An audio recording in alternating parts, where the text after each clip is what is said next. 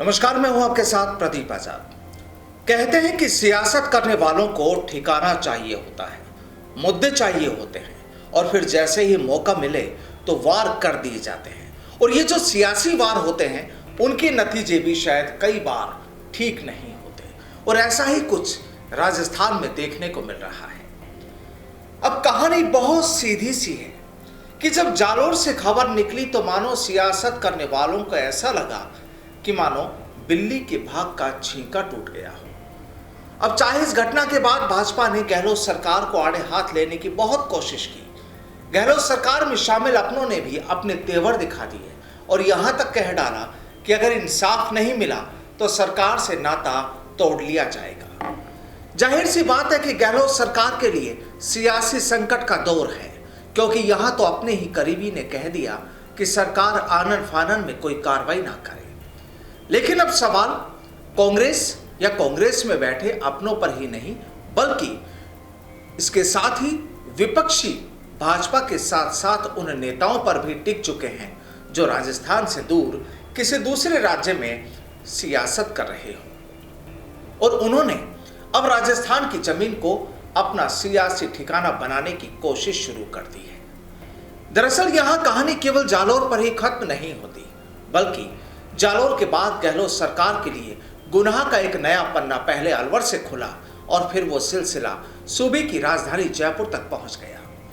जालोर में टीचर की पिटाई से बच्चे की मौत की कहानी हो या फिर अलवर में मॉब लिंचिंग के जरिए एक शख्स की मौत का मामला हो या फिर राजधानी जयपुर का वो मसला हो जहां पर एक महिला को पैसे मांगने पर जिंदा जला दिया गया। दरअसल राजस्थान में पिछले कुछ वक्त में ये इबारतें तो केवल बानगी भर रही है, लेकिन बात करें अगर सरकार के संकट की तो परेशानी के बादल तो यहाँ पिछले काफी वक्त से उमड़ घुमड़ रहे हैं। अब जरा उन नेताओं पर भी नजर डाल ली जाए जो अपनी सियासत के लिए राजस्थान की सरजमी तक पहुंच गए। अब वो बात अलग है कि इन्हें अपने इस सियासी सफर का कितना फायदा मिल पाएगा, लेकिन इतना यकीन मानिए कि जिस तरह पिछले 4 दिनों के दौरान जो सियासी पिक्चर तैयार हो रही है उसकी कहानी कुछ ठीक नजर नहीं आ रही। अब चाहे कांग्रेस, बीजेपी या कोई भी सियासी दल अपनी बात को किसी भी अंदाज में रखे, लेकिन इतना जरूर है कि ये सियासी चिंगारी राजस्थान की शांत आबो हवा में जो गंध पैदा कर रही है वो ना तो सूबे के लिए, ना सियासत के लिए और ना ही आम लोगों के लिए महफूज है। दरअसल जिस तरह से इन घटनाओं को मिल बैठकर सुलझाना चाहिए था, माहौल शांत कराना चाहिए था, यहां ऐसा नहीं नजर आ रहा,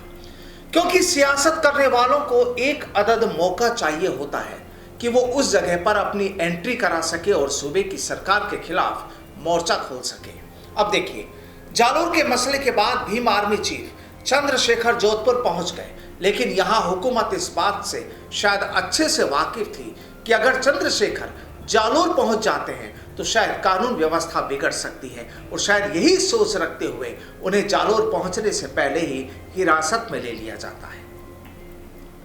राजस्थान की सरजमी पर दूसरे नेताओं के पहुंचने की कहानी यहीं खत्म नहीं होती, बल्कि इस मसले को भुनाने के लिए या यूं कहें कि सियासी घी छिड़कने के लिए लोक जनशक्ति पार्टी का मैसेज लेकर चिराग पासवान भी जालोर पहुंच गए। जनाब, इसी को सियासत कहते हैं और यहाँ वो सियासी पैतरे होते हैं जिसके बाद राजनीति की स्क्रिप्ट तैयार होती है। बस सवाल यही होता है कि वो साफ सुथरी होती है या फिर दागदार। नमस्कार।